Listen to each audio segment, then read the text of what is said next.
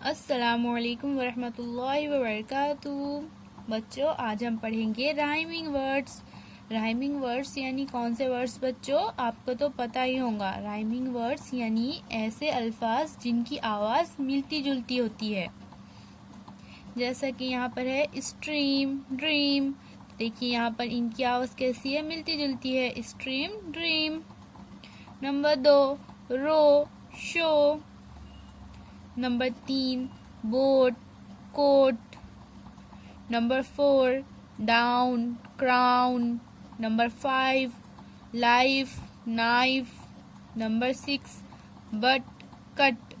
तो कैसे वर्ड्स है बच्चों ये? इनकी आवाज़ मिलती जुलती है। Number 7 night, light. Number 8 day, play. Number 9 clear, fear.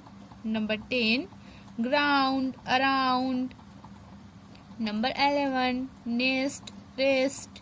12 blow, slow. 13 blow, slow. 14 हिल, स्टिल।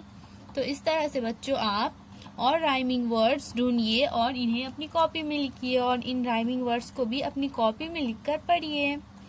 अल्लाह हाफिज बच्चों।